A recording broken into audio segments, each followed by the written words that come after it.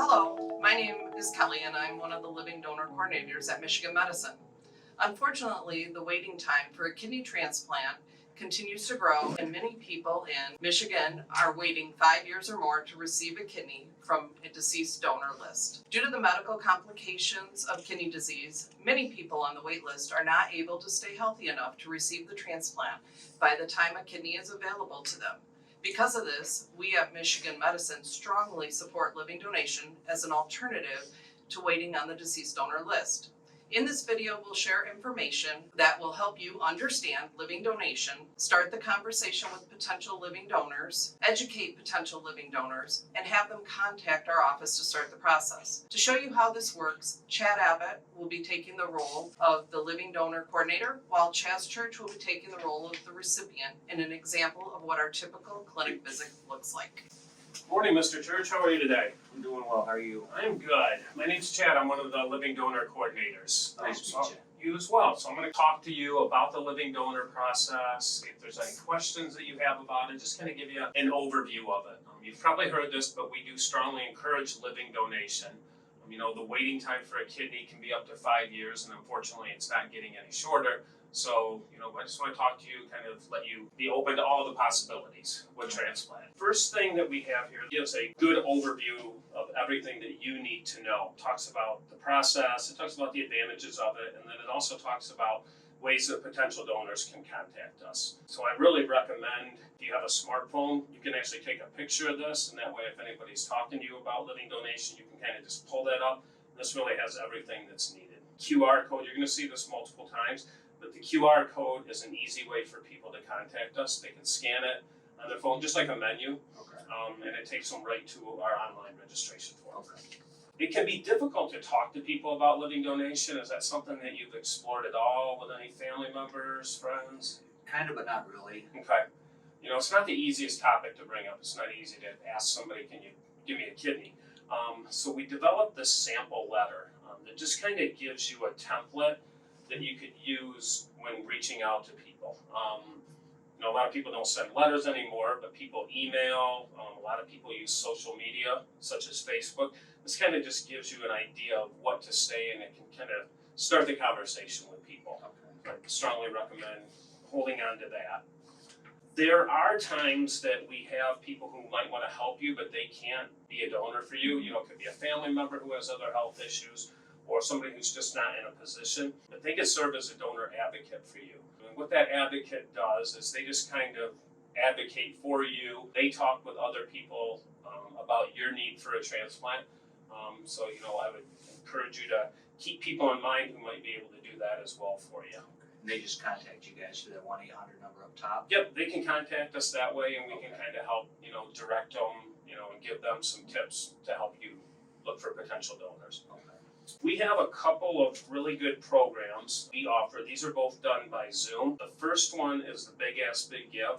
So we do this with the National Kidney Foundation. We do these twice a year. The information to register for this is right there. On that program, they will actually help you get some tools to reach out and find living donors. They actually have some breakout sessions. So that's a really good one. That was through Zoom?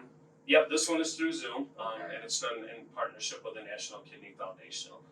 We have another program that's called the Facts of Living Donation. This one we do quarterly. This program is about 1.5 hours to 2 hours. On it, we have members of our team, including physicians, coordinators. We also have previous donors as well as previous recipients that are on it. We generally get over 100 people that attend these. Again, this is by Zoom as well. Generates a lot of good conversations. I strongly recommend this as well. Even if you're not actively looking for living donors, it's going to give you more information just about transplant in general. Any questions about what I've said so far? What if I have a brother who wants to donate or wants to try to help donate and we're not the same blood type? Okay, we have a lot of people that are in that scenario. Either the blood type doesn't match or there's additional compatibility testing and they don't match that way. So we have something that's called paired kidney donation. Have you heard of that? I remember hearing about that or seeing that on that video that was sent me. Yep. So an easy way to think of paired kidney donations, let's say you and I don't match, and let's say these two people here don't match. maybe this donor matches you, I match that person, and you swap donors. Okay. It's a national program. We've done about 200 transplants in that. So we do anywhere from 15 to 20 a year of paired donation. And it's only going to continue to grow. Pretty much every program in the country participates with it. The key thing to remember in this is the donor will only donate if you're getting a kidney at the same time. Okay. So there's kind of some misconceptions where I'm going to donate so you can get a kidney in the future, but that's not the way it works. You would be getting a kidney at the same time. So it wouldn't be another list that I'm on. Correct, it's not another list yet. You would still be on the deceased list. Everything for you would still run through our center. It's just a national database that's Okay. looking for the matches. The paired donation program does offer some additional benefits as well. I'm going to kind of show you these here. They have what's called a donor protection program. So in that, donors can get reimbursement for lost wages, they can get travel reimbursement. All of that information is kind of spelled out right here. So I'll make sure you have that and take a look at that. But it's just a nice benefit. There's no application process for it at all. Okay. Any questions about the paired donation program? Not so far. If I have any, I just reach out to you and Yes, ask. absolutely. Are you active on the patient portal? I am. Okay, yep, I strongly recommend using the patient portal. If I'm here, I can't answer the call, but I can certainly answer the portal and I'll certainly get back with you. Any questions about any of that? No. Okay, this form, this is our donor interest form. This is something that you can make copies of. It's just a form that you can give to potential donors, or if your advocate's gonna talk to people. This has all of our information on it. Again, it has that QR code on it. It's got the 1-800 number. Okay. So this is something that I would recommend that you make copies of and have. Okay. I mentioned the donor protection program through the Alliance for Paired Donation.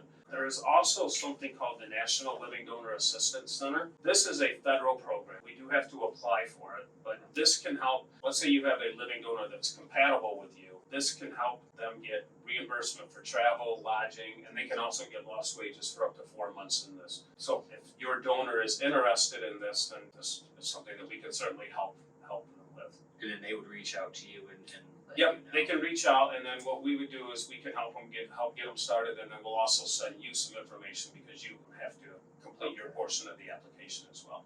Okay.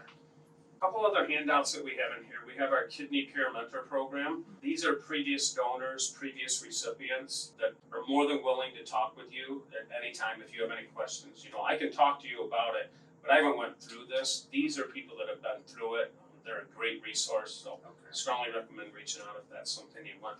And then this other flyer here just has some more information on living kidney donation. Okay. Any questions about any of that after our talk? What would be the recovery process for the donor?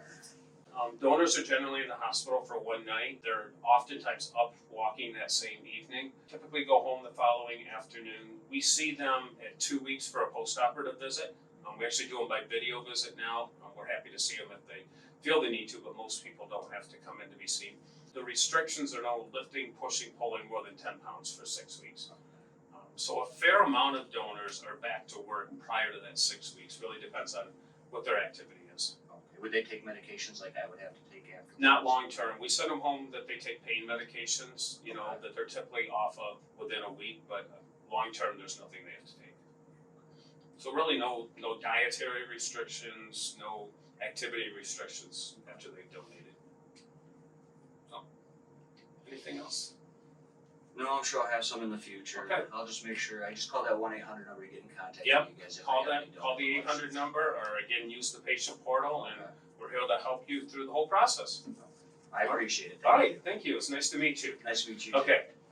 Thank you for watching this video. You have learned about the advantages of living kidney donation, tips for finding living donors, the paired kidney exchange program, and steps to completing the living donation workup. You've learned about financial support for living donors and the post-operative recovery after surgery. Remember to start the living donor process. The potential donor must reach out to us by any one of the following options. They can scan the QRS code that was provided in the sheets in the folder. They can call our 1-800-333-9013 phone number to complete an intake, or they can email our donor office at txp-donors@med.umich.edu. It's important to know that the living donor office and the recipient office are two separate offices. Because of this, certain information cannot be shared. The living donor office is only allowed to share information about the donor with the donor, and the recipient office is only allowed to share information with the recipient. A living donor's safety is our primary concern, so we will not proceed with a donor if we think that they will be negatively impacted. If you have any questions about what a living donor is or our living donor process, or any questions about our program, please contact us at 800-333-9013. Thank you and have a great day.